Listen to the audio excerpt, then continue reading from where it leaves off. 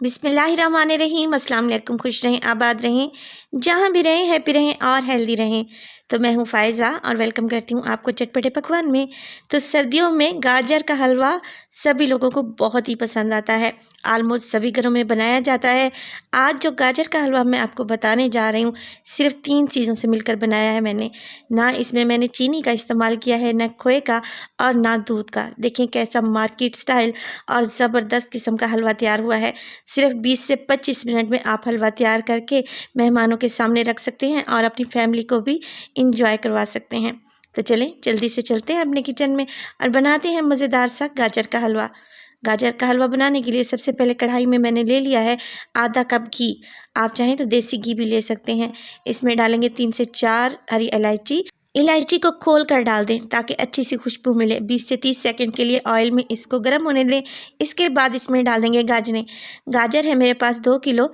अच्छे से धोने के बाद छील लिया था और इसे कद्दूकस कर लिया है, तो ये इतनी बच गई हैं।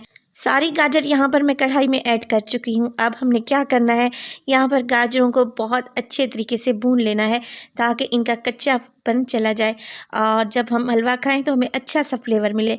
अगर आप यहाँ पर देसी घी इस्तेमाल करेंगे तो नहायत ही अच्छी सी खुशबू आएगी। मैं यहाँ पर बासमती घी इस्तेमाल कर रही हूँ।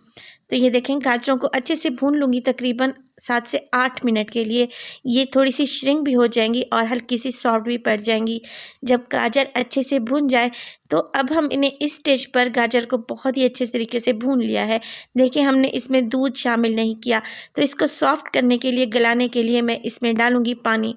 मगर आपको परेशान होने की ज़रूरत नहीं है। गाजर का फ्लेवर इससे कम नहीं होगा, बल्कि गाजर का हलवा सेम उसी तरीके से बनेगा जैसे हम मार्केट से लेते हैं और या फिर दूध वाला गाजर का हलवा बनाते हैं। पानी डालेंगे इसमें 1 गिलास और इसको कवर लगा के रख देंगे ताकि गाजर अच्छे से सॉफ्ट हो जाए, नरम पड़ जाए। तो देखें यहाँ पर मैंने गाजरों को अच्छे से मिक्स कर लिया है। अब मैं इसको कवर लगाने लगी हूँ। रेसिपी आपको इंशाल्लाह ज़रूर पसंद आएगी। रेसिपी को आपने एंड तक ज़रूर देखना है। कवर लगा दिया है और 10 मिनट के लिए मैं इसको मीडियम टू लो फ्लेम पे पकाऊंगी। 10 मिनट के बाद देखें पानी ड्राई होने वाला है, मगर हल्का हल्का सा आपको इसमें पानी नज़र आ रहा है। गाजर सॉफ्ट हो चुकी है। फ्लेम को मैं हाई कर दूंगी ताकि इसमें मज़ीद जो पानी रह गया है वो भी ड्राई हो जाए, अच्छे से खुश्क हो जाए। और यहाँ पर देखें तकरीबन 4 से 5 मिनट के लिए मैं इसको हाई फ्लेम पे भून लूँगी।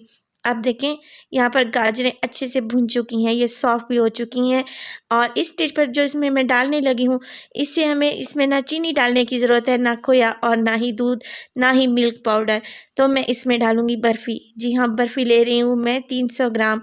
बर्फ़ी में खोया होता है, चीनी होती है, इसके अलावा दूध की अच्छी खासी क्वांटिटी होती है, लिहाजा हमें इसमें मज़ीद कुछ भी शामिल करने की ज़रूरत नहीं है। बर्फ़ी डालें और बहुत अच्छे तरीके से इसको मिक्स कर लें। देखें यहाँ पे बर्फ़ी के बड़े-बड़े से पीसेस थे, इसलिए मैंने इनको छोटा-छोटा सा काट लिया है ताकि मिक्सिंग करने में ईज़ी रहे। अब देखें स्पैचुला की मदद से इस तरीके से बर्फ़ी को मैं गाजर के हलवे में अच्छे से मिक्स कर लूँगी। और मिक्स करने के साथ-साथ वीडियो अगर आप लोगों को पसंद आ रही हो तो प्लीज़ लाइक कर दें और चटपटे पकवान को सब्सक्राइब भी कर लें। बर्फ़ी को मिक्स करने के बाद बर्फ़ी अपना पानी छोड़ देगी। आप देख रहे हैं ये थोड़ा-सा रनी हो गया है, मगर आपको इसकी लुक से पता चल रहा होगा कि इसमें कितना अच्छा सा टेक्सचर डेवलप हो गया है और इसका फ्लेवर तो आप पूछिए ही मत।